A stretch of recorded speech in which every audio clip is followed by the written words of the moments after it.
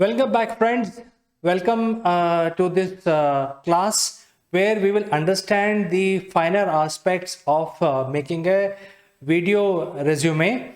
And in today's session, we will understand how to use and configure various tools like camera, lights, virtual machines, etc. Even though in the previous chapter we had covered briefly how to set up a camera in Zoom, so I am only presuming that for making a video resume we will be using Zoom, and it is fairly simple to connect a camera there. But nevertheless, let me talk about cameras a little bit, and therefore let's go to the classroom. So the camera is really a device which comes along with your desktop or a laptop. And usually if you're using your webcam, using Zoom and webcam combination, I think that should be sufficient for you to make a normal video to start with.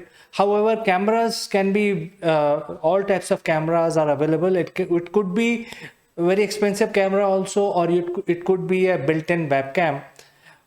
So if you are using some other camera other than the webcam, then the setup will go slightly more costly and more tedious. And you would also need an input card connected to your HDMI port. And if you're using a digital SLR camera in order to increase the clarity, then it will increase the expense of making your video CV, because in the end you would make only 2 to 3 minutes of video CV. So I would suggest that if you have the resources and if you want to use a digital SLR or some other camera, external camera, then you need a digital card also to convert your camera output into your MP4 file into your PC. Or I think the best would be used to, is to use the webcam, which is already built in. And in the webcam scenario, you are not exposed to any complexities of setup, etc. It is mostly plug and play. And if your laptop or a desktop has a built-in webcam, then it is very easy. Just go ahead and plug and play. There is no plug and play required. It is already set up. And all you have to do is start shooting using that camera. So once you have figured out what camera to use, because that is one of the important aspect of capturing your video, your expressions and all that. It is important that you decide on this strategy first. If you're using webcam, go ahead, use it. It's good enough. And if you're using some sort of a SLR, digital SLR, or some external high-end camera, then you'll need to first set up the camera using the manual of that camera. Because it depends, if you're using Nikon, then you need Nikon manual. If you're using Olympus, then you need Olympus. If you use Sony, Logitech, there are several brands, and all of these brands comes with their own software. So you need to download all of that and configure it. So going forward, we will consider that you're actually already configured your camera and you're ready to go. So next big item is the light, because camera is only 10%. If the light arrangement is not good enough, then your picture, however good camera you have, will not be captured properly. And when it comes to light, it's very tricky, because a light setup could be a spotlight, as I'm talking here. It could be a spotlight. That means a light just on your head, over your head and slightly ahead. So if you go vertically from your head and put a light there, make sure that you put a light which is like 10 degrees apart, away from your head, in front of you, so that you get a light exactly like this in front. So this is one way of doing it. I mean, it's a spotlight.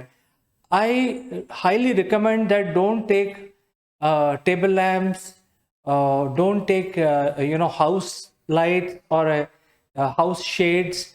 Sit under a light, because that is not going to help for making your video CV, because this is going to be a everlasting project for you. It is going to give you a job. It is basically to create impression about you in a new company, new place.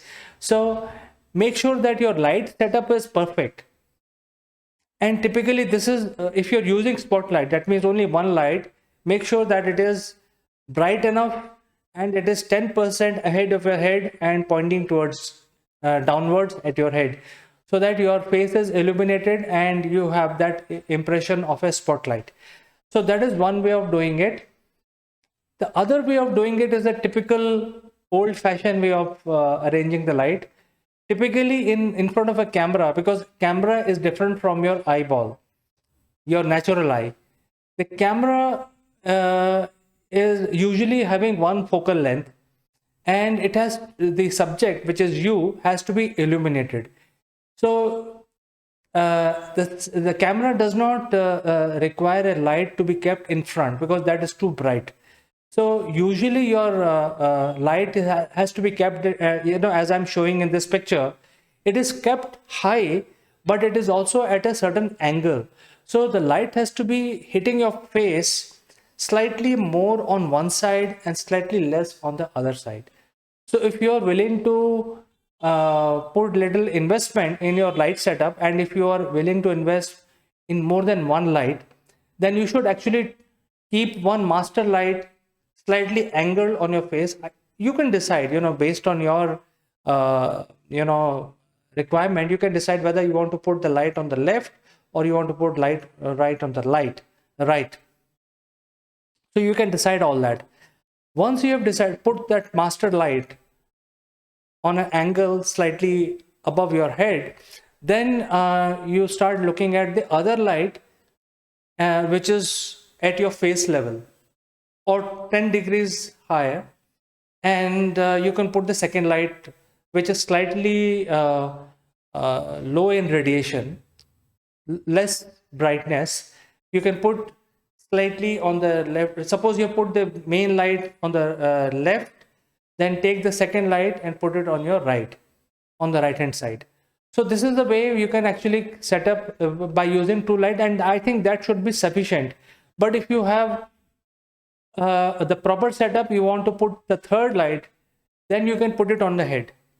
So you will have three lights, one which is a master light, one which is on the other side of the face, slightly lower in brightness, and one on the top. So this way you can set up the light. And remember, friends, this is the most important part of setting up your video camera, because if the light is wrong, then even the most expensive camera cannot make your picture right. So make sure that the light is set up in a proper fashion. If you're using, just to repeat, if you're using a spotlight method, then just one light 10 degrees in the front of your head and pointing towards you.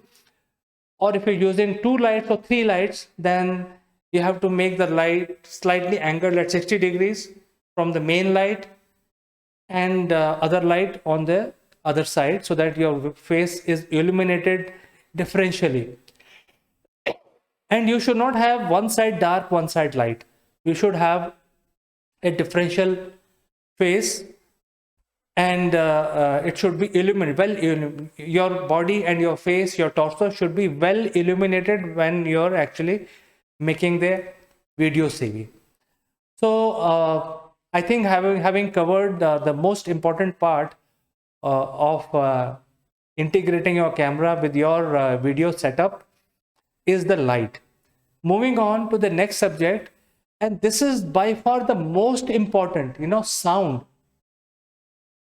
If your sound is not correct, then the video is a failure, because people usually, when they connect with you, I think their ears are also at you. They are looking at you through their ears as well as eyes. So if the sound is not proper, then the video will be very, very dull. So I highly recommend that you should not use the built-in microphones for recording your voice, because built-in microphones are very, very poor quality. And suppose you have a laptop, well, built-in microphone works very good for your usual voice calls and your Zoom calls, etc. But for video recording, it doesn't work.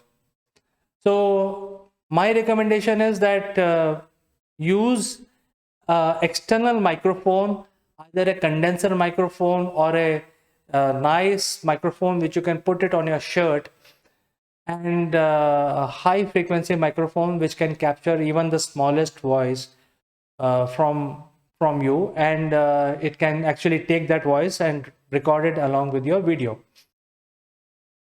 This is the most important aspect of doing it. So I think you better invest in a very good microphone. It is not very expensive. All kinds of microphones are available. Just take a mediocre one, but keep a microphone which is either clipped onto your shirt or placed in front of you on a table. That will actually capture your voice nicely. Don't use the built-in microphone, because even if you turn your head towards some side, then the microphone is not able to capture your voice properly. So make sure that you don't use it.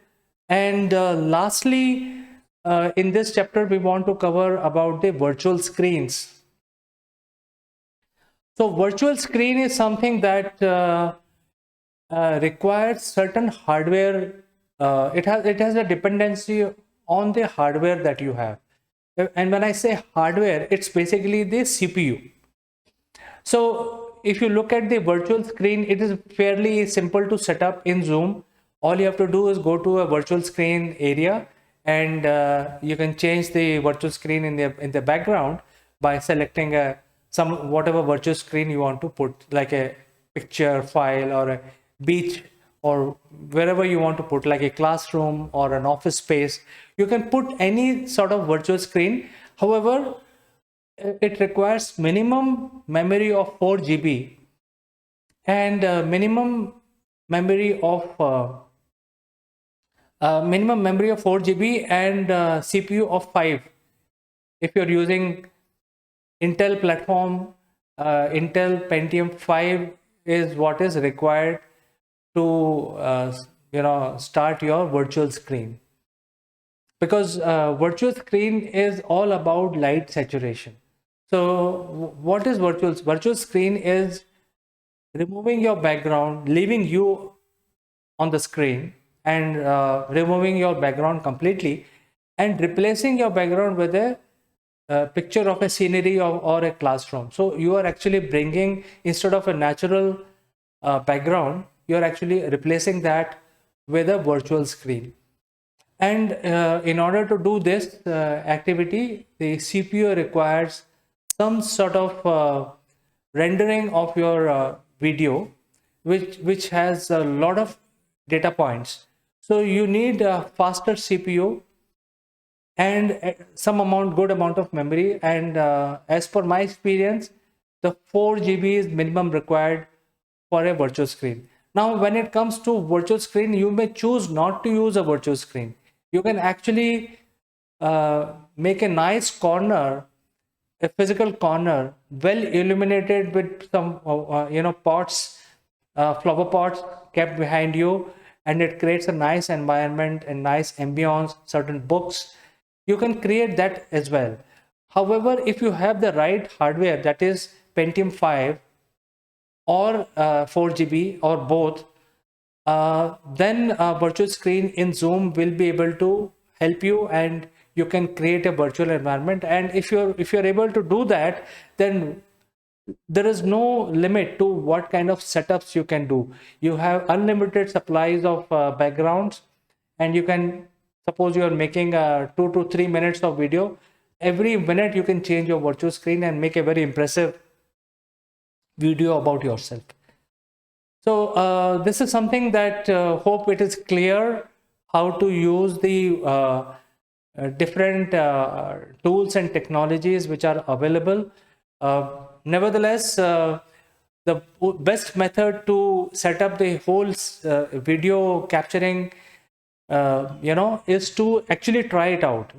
And in fact, in the coming chapters, we will also cover how to speak, how to practice speaking sessions.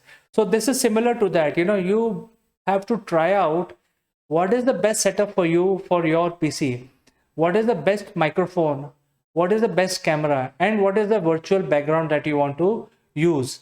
So sometimes you don't want to use virtual background because sometimes you don't have the right hardware to support the virtual background.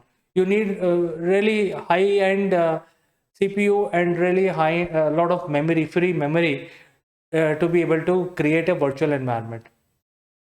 So I think the best method is to try it out. So while we go to the next chapter, I think my suggestion would be to try different hardware setups.